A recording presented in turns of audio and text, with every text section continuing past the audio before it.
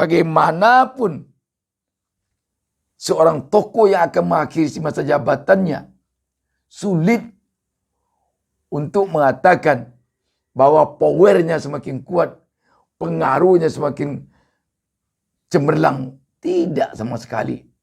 Yang jelas akan semakin turun pengaruhnya. Powernya akan semakin lemah.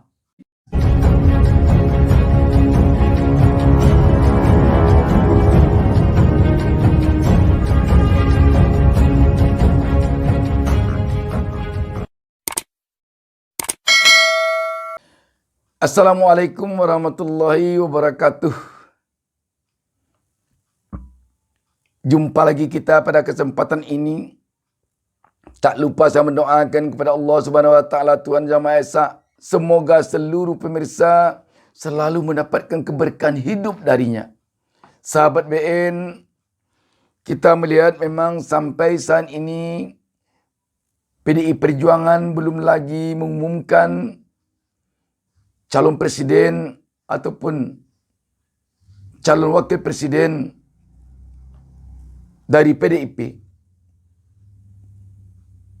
Dan kita melihat gonjang-ganjing di tubuh PDIP antara kekuatan Ganjar dengan kekuatan Puan Maharani. Tampak masih menyimpan tanya besar bagi publik tentang siapakah di antara dua tokoh ini yang akan diputuskan oleh PDIP untuk dimajukan sebagai capres atau cawapres pada Pilpres 2024 mendatang. Sementara kita melihat Anies Baswedan makin hari makin melejit. Dan dengan demikian, tentu publik berharap PDIP bisa memunculkan calon yang benar-benar mampu nanti bersaing dengan Anies Baswedan ataukah dengan Prabowo Subianto pada Pilpres 2024 mendatang. Sebuah berita tentang hal ini diturunkan wartaekonomi.co.id di bawah judul "Melawan Anies Baswedan, power milik Jokowi tak bisa diandalkan Megawati lagi, .. efeknya sudah memudar." Berita ini hari Senin tanggal 13 Februari 2023. Warta Ekonomi Jakarta. Pengamat komunikasi politik Universitas Esa Unggul M. Jamiluddin Ritonga kembali menyoroti dinamika politik terkait PDI Perjuangan. Dirinya mengatakan persaingan semakin ketat bagi partai tersebut mengingat langkah yang kian pasti dari Anies Baswedan hingga Prabowo Subianto.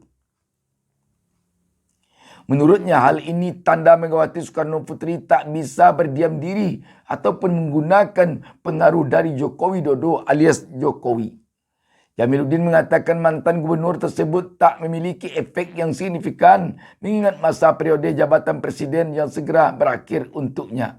Hal ini tampaknya tidak diperoleh lagi oleh PDIP pada Pilpres 2024 sebab Jokowi efek sudah memudar sehingga tidak berpengaruh banyak lagi untuk mendongkrak capres yang diusung PDIP, kata Jamiluddin saat dihubungi di Jakarta Minggu 12 Februari 2023.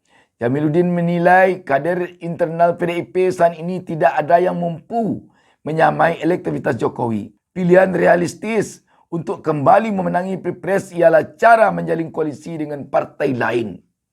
Jadi memang kalau melihat apa yang disampaikan Jamiluddin ini, PDIP walaupun bisa mengusung dan mendukung sendiri calonnya, tapi menurut Jamiluddin dia perlu berkoalisi untuk memenangkan.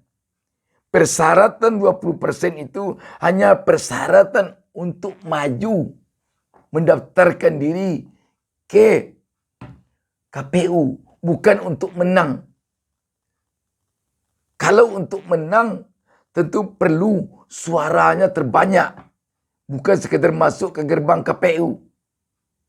Karena itu mungkin Jamiluddin melihat untuk menang perlu berkoalisi. Dan untuk maju tidak perlu bagi PDIP. Presidential threshold yang sudah memenuhi syarat 20%. Kita teruskan membaca berita ini. Mesin partai PDIP pun tidak cukup kuat untuk mendongkrak elektabilitas capres yang didusungnya. Jadi kalau PDIP mau hat-trick, pilihannya harus berkoalisi, ujarnya.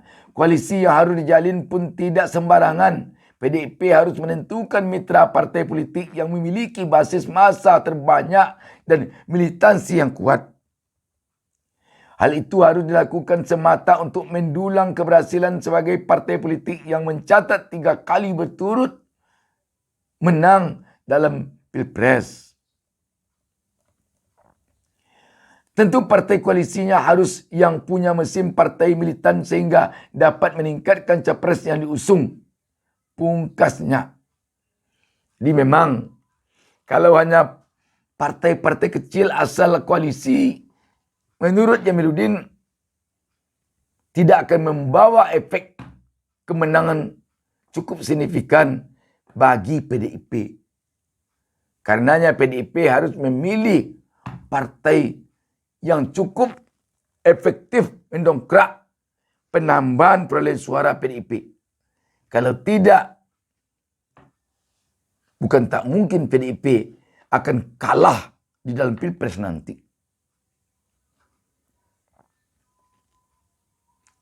Sahabat BN, memang selama ini terkadang kita melihat dan kita terkadang lupa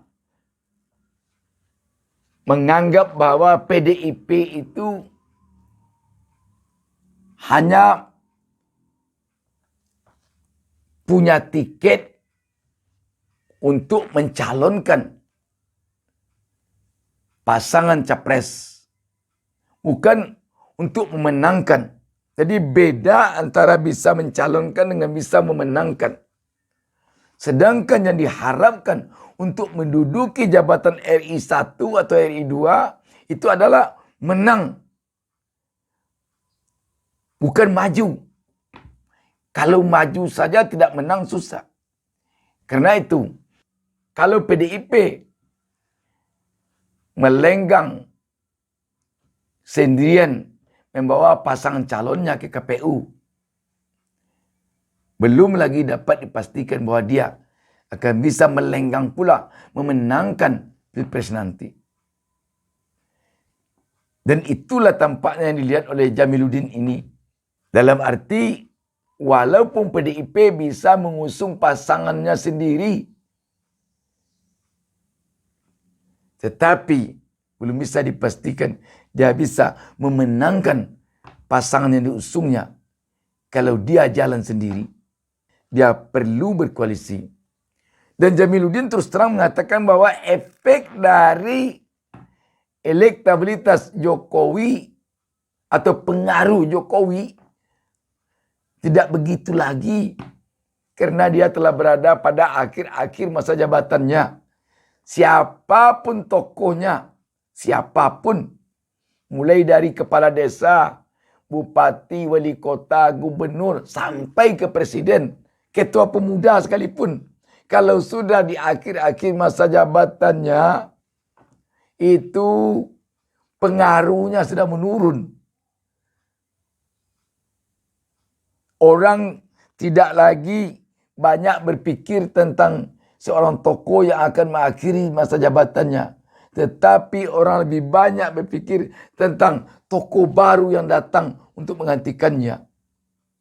Makanya bagaimanapun seorang tokoh yang akan mengakhiri masa jabatannya, sulit untuk mengatakan bahwa powernya semakin kuat, pengaruhnya semakin cemerlang. Tidak sama sekali. Yang jelas akan semakin turun pengaruhnya. Powernya akan semakin lemah. Itulah yang dilihat oleh Jamiluddin. Jadi intinya, menurut Jamiluddin, PDIP kalau ingin menang, berkoalisilah dengan partai lain. Dan juga kalau ingin lebih bisa dipastikan menang, berkoalisilah dengan partai yang efek elektabilitas suaranya terhadap penambahan suara PDIP. Haruslah cari partai yang benar-benar partai yang bisa menambah suara. Dalam artian tentu partai yang besar juga. Demikian, wassalamualaikum warahmatullahi wabarakatuh.